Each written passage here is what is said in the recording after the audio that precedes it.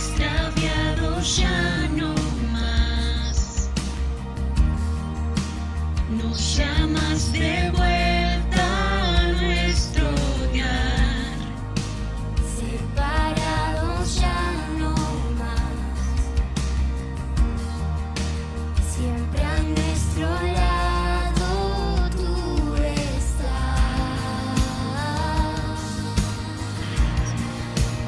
Somos iglesia, reino de luz, nuestra bandera, la cruz de Jesús.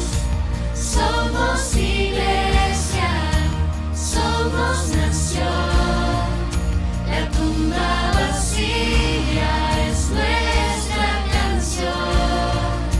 Somos iglesia, reino de luz, nuestra bandera, la cruz de Jesús.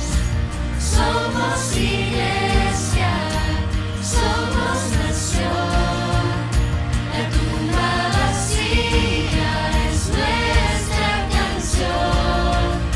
La tumba vacía es nuestra canción. Vivo estás en gloria y honor, reinas en victoria, Señor, nuestro ser entona a una voz: Cristo eres Dios, Cristo eres Dios. Vivo estás en gloria y honor, reinas en victoria, Señor, nuestro ser entona a una voz: Cristo eres Dios, Cristo eres Dios. Somos iglesia, reino de luz, nuestra bandera, la cruz de Jesús. Somos iglesia, somos nación, la tumba vacía es nuestra canción. La tumba vacía es nuestra canción. Vivo estás en gloria y honor, reinas en victoria, Señor, nuestro ser entona a una voz: Cristo eres Dios, Cristo eres Dios. Vivo estás en gloria y honor, reinas en victoria, Señor, nuestro ser entona a una voz: Cristo eres Dios, Cristo eres Dios.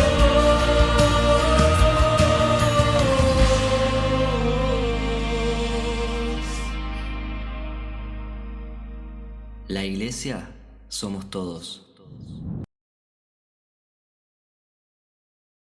Hola hermanos, cuando miramos la vida de Jesucristo vemos que muchos de sus días podrían dividirse en 4 etapas. La primera siempre en soledad, en comunión, en relación, en oración íntima con Dios. La segunda en su actitud frente a las multitudes, transfiriéndole las enseñanzas de las doctrinas que hasta el día de hoy enriquecen nuestra vida al leer el Evangelio. La tercera, en intimidad con el grupo de los discípulos, compartiendo las experiencias del día. Y la cuarta, muchas veces en un diálogo corazón a corazón, en una vida que, tocada por la voz de Dios, se transforma para siempre. El pasaje que vamos a leer habla de la tercera y cuarta etapa que les he hablado. Está en el Evangelio de Mateo, el capítulo 16 y el verso 13, y dice: Viniendo Jesús a la región de Cesarea de Filipo, preguntó a sus discípulos diciendo: ¿Quién dicen los hombres ¿qué es el Hijo del Hombre? Ellos dijeron, unos Juan el Bautista, otros Elías y otros Jeremías o alguno de los profetas. Él les dijo, ¿y vosotros, quién decís que soy yo? Respondiendo Simón Pedro dijo, tú eres el Cristo, el Hijo del Dios viviente. Primera enseñanza. En menos de 10 segundos, Jesucristo con 2 preguntas llega a lo más profundo del corazón del hombre.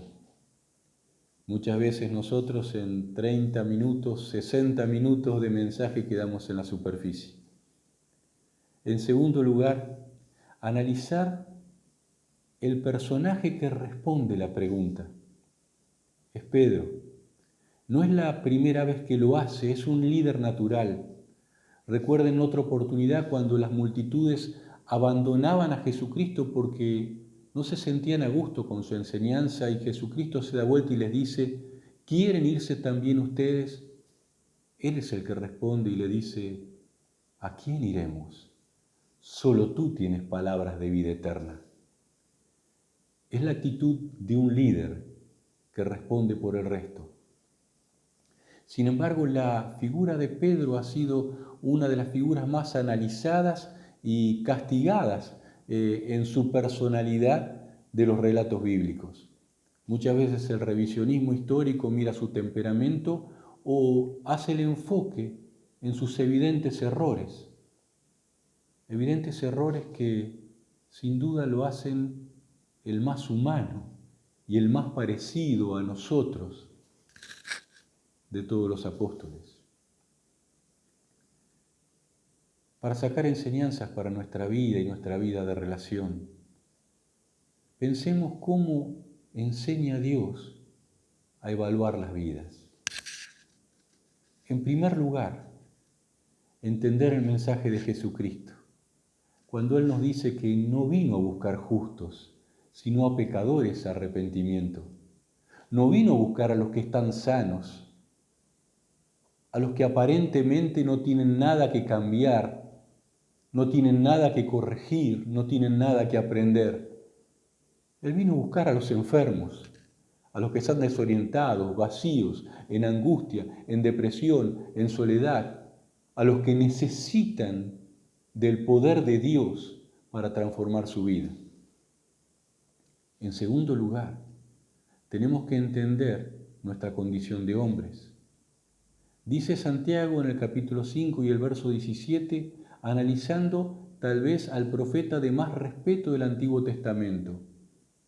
Elías fue un hombre sujeto a pasiones semejantes a las nuestras, es decir, atado a sentimientos iguales que nosotros, con dificultades, con defectos, con carencias.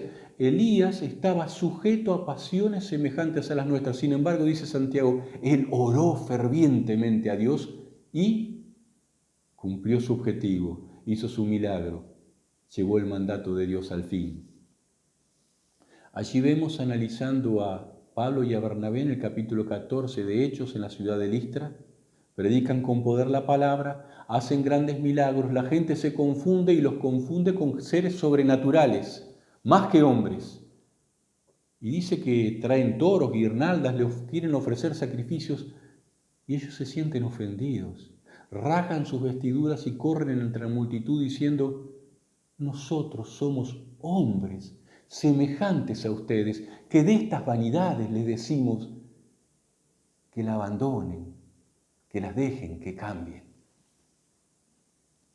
Pedro era un hombre, un pecador. Lo reconoce cuando, mirando la estatura de Jesucristo delante de él, al darse cuenta de quién es su maestro, le dice, apártate de mí, Señor, porque soy un hombre pecador. En definitiva, no soy digno de estar a tu lado, de escuchar tu voz, de recibir tu enseñanza. ¿Se juzga un hombre por sus errores? ¿Es la forma de evaluar? Aquellos que miran de esta forma a Pedro ven 2 errores fundamentales, indudables, históricos que pasaron. En primer lugar, la negación. cómo ocultarla. En segundo lugar, el problema con los gentiles en su discusión con Pablo en el capítulo 2 del libro de Gálatas. Y las dos están en el mismo contexto. Y las dos marcan un mismo error de personalidad, un mismo problema que arrastra a un ser humano. Dijo Jesús: ¿quién dicen los hombres que soy yo?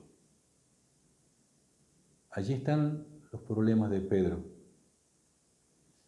Tiene el valor de seguir a Jesús hasta el patio de la cárcel donde va a ser martirizado.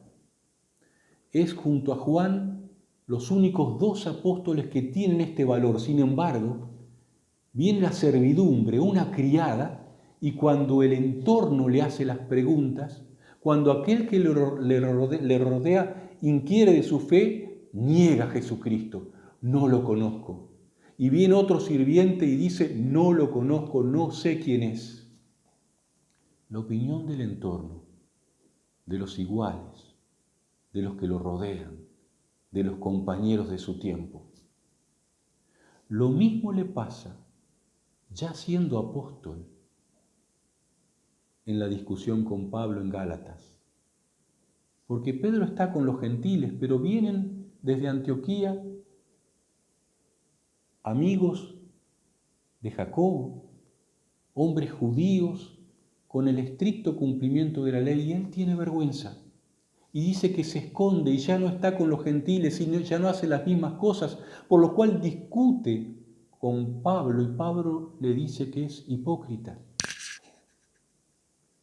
La opinión de los compañeros, la opinión del entorno del tiempo, de la sociedad de su tiempo, de sus iguales, lo influye a tal manera que oscurece su luz, que apaga su fe, que confunde su propósito y su llamado.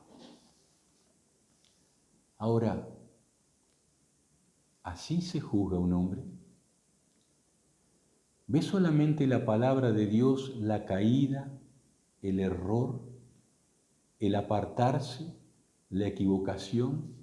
¿O el Espíritu de Dios nos lleva a mirar al hombre mucho más lejos? Dice la Escritura en Mateo 26, 75, que hay un hombre que está llorando amargamente fuera del patio donde está Jesucristo. Llorando amargamente. Solo unos ojos pudieron verlo. Y eran los ojos del Espíritu de Dios, porque era Pedro que, no pudiendo soportar la negación, no sabe qué camino darle a su vida. Y esas lágrimas se transforman en el valor que lo muestra a la mañana junto a los otros discípulos. Y lo muestra en los siguientes días reunido con aquellos que eran seguidores de Cristo. Y lo muestra más adelante sufriendo azotes y el martirio, queriendo obedecer a Dios antes que los hombres. Es la misma visión de Dios que ve a aquel que se avergüenza de los gentiles por los judaizantes, escuchando en el capítulo 15 del libro de los Hechos, en el primer concilio de los cristianos, cuando tratan el problema de si los recibían o no, parar las discusiones poniéndose en pie con su autoridad y diciendo que los gentiles eran iguales que los judíos y que el mismo Espíritu había dado Dios a gentiles y a judíos, y habiendo hecho de todos los hombres un solo hombre, de todos los pueblos un solo pueblo en Jesucristo. Y da testimonio y juega su vida y su prestigio delante de todos los que lo ven y lo escuchan. Dios no mira las caídas. Dios no nos mira y nos juzga por los problemas que enfrentamos, ni por las falencias y los defectos que atravesamos y que a veces se repiten, como en este hombre, no una vez, muchas veces en la vida. La conversión es una vez y para siempre. La salvación es una vez y para siempre. Pero la lucha por el testimonio, la fidelidad y la santidad es una decisión de cada día. Y muchas veces los errores de la vida, los defectos que arrastramos, aparecen nuevamente como fantasmas que debemos enfrentar con el poder, la luz y la ayuda de Dios, con la convicción y la visión de quién hemos creído y cuál es el llamamiento y el propósito de nuestra vida. Pedro cayó, Pedro luchó, Pedro reaccionó, Pedro se levantó, Pedro se recuperó. Ese es el ejemplo para tu vida y la mía. Si estás lejos, volver. Si has caído, levantarte. Si has pecado, arrepentirte. Volver a la comunión, restaurarte con Dios. Porque solamente en Cristo hay palabras de vida eterna. Y Dios siempre tiende la mano, y Dios siempre te está esperando. Y Dios siempre está esperando hombres que reaccionen para volver a Él. Por eso, más allá del análisis que hagan los revisionistas históricos, hay un solo análisis en la vida del apóstol Pedro. Cuando el mismo Pablo dice en Gálatas que Pedro, Jacobo y Juan eran considerados por aquellos que vivieron, que supieron de su vida y que vieron su testimonio, columnas de la iglesia. En ese tiempo no había asesores de imágenes que trucaban a los políticos para que mostraran lo que no son. Estos eran hombres que eran cartas leídas con sus vidas, con sus errores y con sus luchas, con sus caídas y con sus restauraciones. Y su vida era testimonio de lo que Dios había hecho con ellos. La iglesia en Jerusalén era una iglesia perseguida, sufrida, en necesidad, en angustia.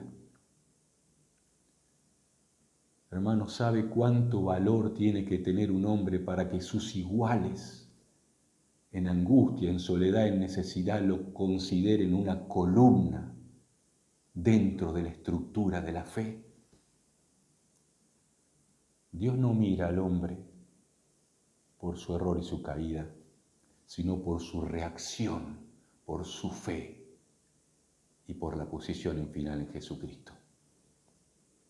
Pedro era columna de la iglesia de Dios. La pregunta de Jesucristo fue hacia el problema de su vida: ¿qué piensan los otros? Y todos dieron la respuesta. La pregunta de la intimidad es: ¿y qué piensan ustedes? ¿Qué pensás vos, Pedro? ¿Qué soy yo? ¿Qué pensás vos, hermano, de Jesucristo? No lo que dice tu entorno, tu familia, tus compañeros de estudio, de trabajo, del barrio, los que influyen. ¿Quién es Cristo no para ellos? ¿Quién es Cristo para tu vida, para tu corazón, para tu día, para tu camino, para tu propósito? ¿Quién soy yo para vos? La pregunta la respondió Pedro: tú eres el Cristo, tú eres el Hijo del Dios viviente. El mensaje de Jesucristo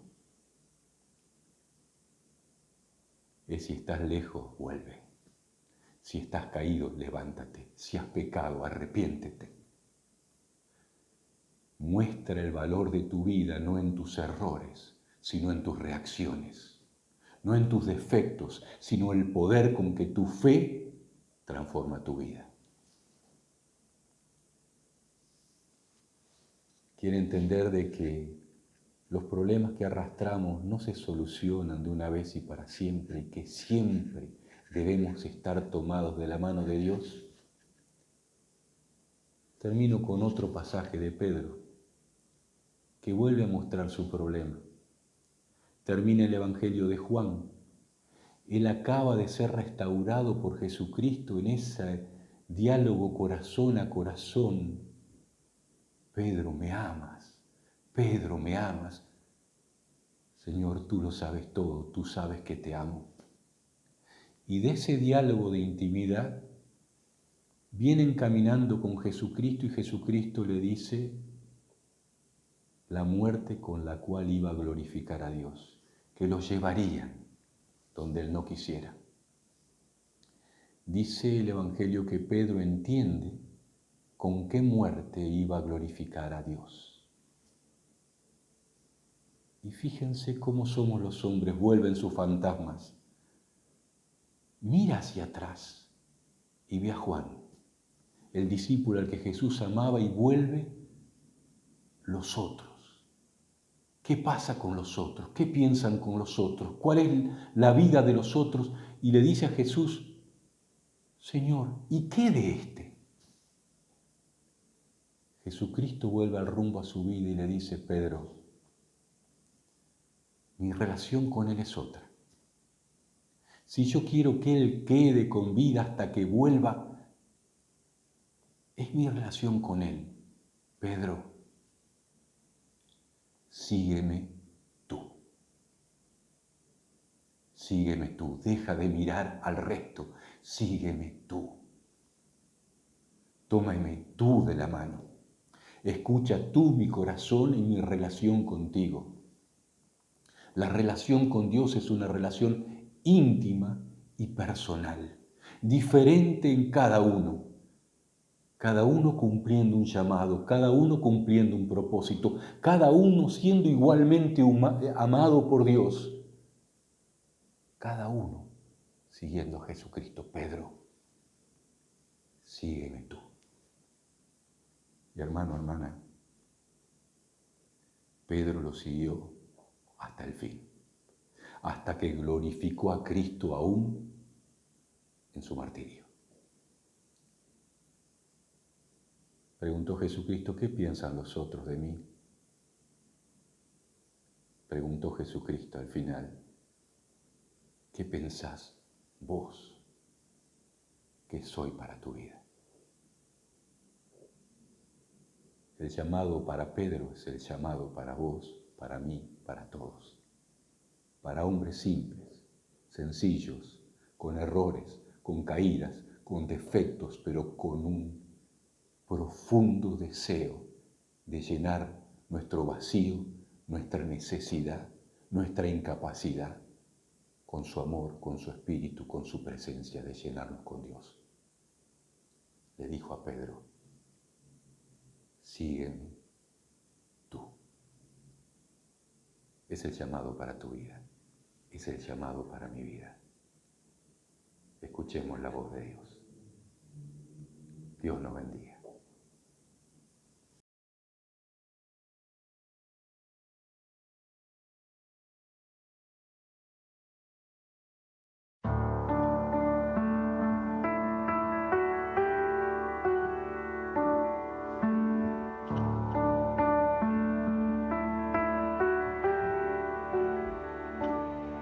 En la oscuridad estaba toda la humanidad, hasta que desde los cielos nos viniste a rescatar. A través de una virgen elegiste tu nacer y del trono descendiste a un pesebre siendo rey.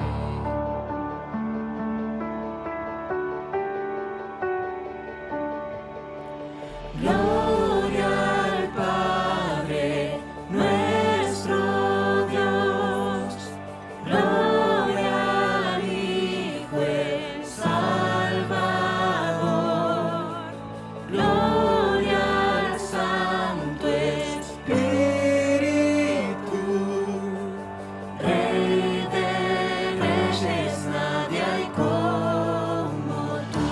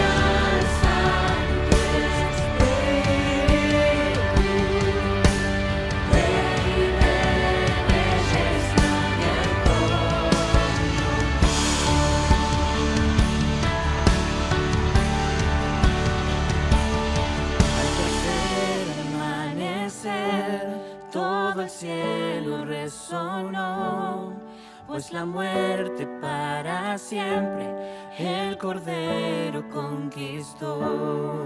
Y la tumba se abrió y vacía ahora está. Todas las generaciones esperanza encontrarán. Y la iglesia comenzó, por su espíritu nació. Buenas nuevas por los siglos, para toda la creación. Por su sangre y por su nombre, libres somos por la fe. Jesucristo ha vencido, nos resucitó con él.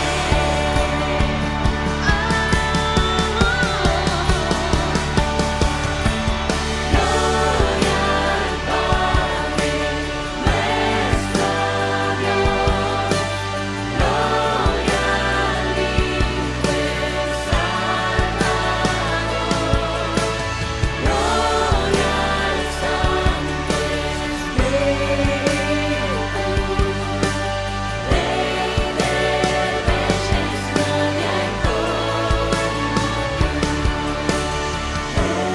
de Reyes, nadie hay como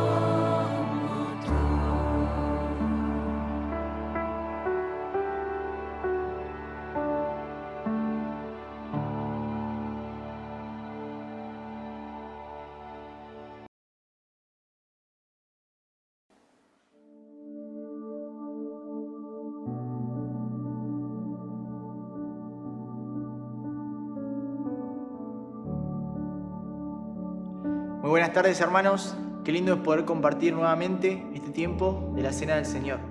Me ponía a pensar un poco en que cuando el Señor instituye la Cena del Señor, lo hace en un lugar que era una casa, dice el aposento alto. Posiblemente era la casa de Juan Marcos. Y qué lindo que usted también ahí en su hogar pueda estar participando, así como el Señor, en una casa, con su familia, con su grupo de amigos, con su entorno. Y en 1 Corintios capítulo 11, el apóstol Pablo nos da algunas pautas como para poder participar de la Cena del Señor.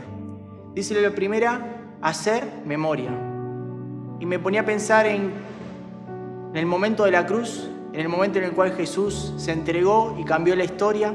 Y no solamente cambió la historia, sino también cambió la historia de tu vida. Así que no solamente es un tiempo de memoria, sino también dice la Biblia en el capítulo 11 que es un tiempo de anuncios. De anunciar de lo que hizo el Señor Jesucristo por cada uno de nosotros al momento de entregarse en esa cruz. Así que te invito a que mientras comes del pan puedas recordar aquel tiempo en el cual recibiste a Cristo, aquel momento en el cual tomaste una decisión por Él y decidiste creer. ¿Oramos? Señor y Padre Celestial, te damos las gracias porque podemos estar recordando lo que hizo el Señor Jesucristo por cada una de nuestras vidas. Sabemos que sin el derramamiento de esa sangre no tendríamos el perdón y no tendríamos lugar allí en el cielo. Y ahora queremos recordar por medio del pan lo que fue ese sacrificio, ese dolor, todo lo que experimentó Jesús en lugar nuestro. Y queremos alabarte, honrarte por todo lo que has hecho en nuestras vidas. Dejamos este tiempo en el nombre de Cristo Jesús. Amén.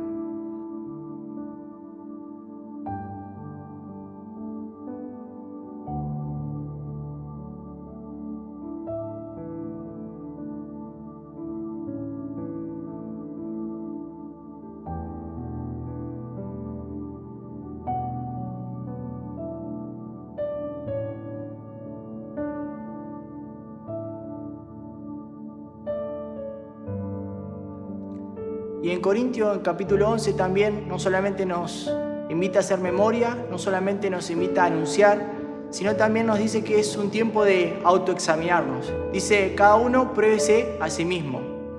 Y es un tiempo en el cual nos tendríamos que preguntar y pensar en nuestra vida cómo estamos con el Señor. ¿Estamos cerca, estamos lejos, estamos distantes? Podamos en cada uno de nuestros corazones examinarnos y encontrarnos con Él antes de tomar el vino. Ahora también es un tiempo, dice en 1 Corintios capítulo 11, de regocijo, de alegría y de esperanza. Y esa esperanza que solamente está en Jesús, de saber que un día vamos a estar allí en el cielo. Así que cuando tomes la copa, hacelo con alegría, hacelo con esperanza, sabiendo de que un día vamos a estar allí con el Señor, alabándoles juntos a Él. Señor, te agradecemos por esa sangre bendita, esa sangre la cual limpió nuestros corazones, limpió nuestro pecado. Y queremos en este tiempo honrarte, alabarte, decirte cosas lindas, decirte que sos lo más importante para nosotros.